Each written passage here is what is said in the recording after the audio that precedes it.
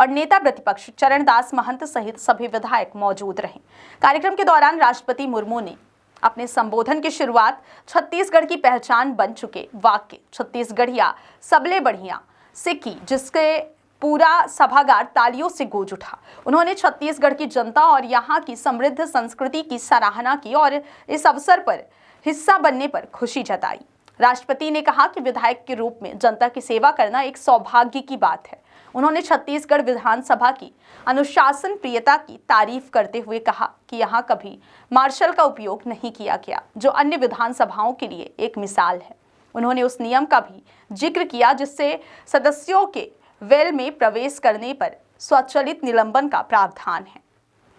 राष्ट्रपति मुर्मू ने छत्तीसगढ़ में महिला मतदाताओं की संख्या पुरुषों से अधिक होने पर खुशी जाहिर की और कहा कि यह राज्य महिला सशक्तिकरण के क्षेत्र में आगे बढ़ रहा है।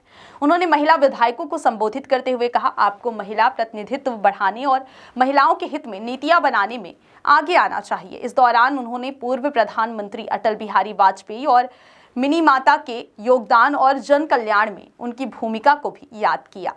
राष्ट्रपति ने छत्तीसगढ़ की प्राकृतिक संपदाओं और औद्योगिक विकास की संभावनाओं पर बात करते हुए कहा, यह राज्य सीमेंट, खनिज और प्राकृतिक संसाधनों में समृद्ध है। उन्होंने इस बात पर जोर दिया कि विकास के साथ साथ पर्यावरण संतुलन बनाए रखना भी आवश्यक है।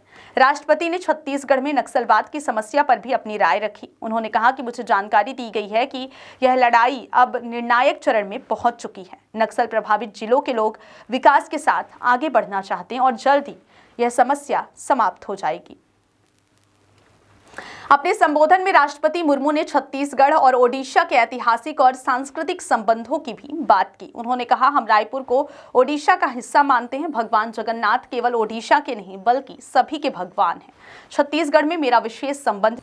अंत में राष्ट्रपति मुर्मू ने छत्तीसगढ़ की जनता के उज्जवल भविष्य की कामना करते हुए कहा कि मैं अब तक 5 से 10 बार छत्तीसगढ़ आ चुकी हूँ और इस राज्य से मुझे गहरा लगाव है। बात से प्रभावित लोगों को समाज की मुख्य धारा में जोड़ने का कार्य अंतिम और निर्णायक दौर में पहुंच गया है। छत्तीसगढ़ के नक्सल प्रभावित क्षेत्रों के लोग विकास के मार्ग पर आगे बढ़ना चाहते हैं।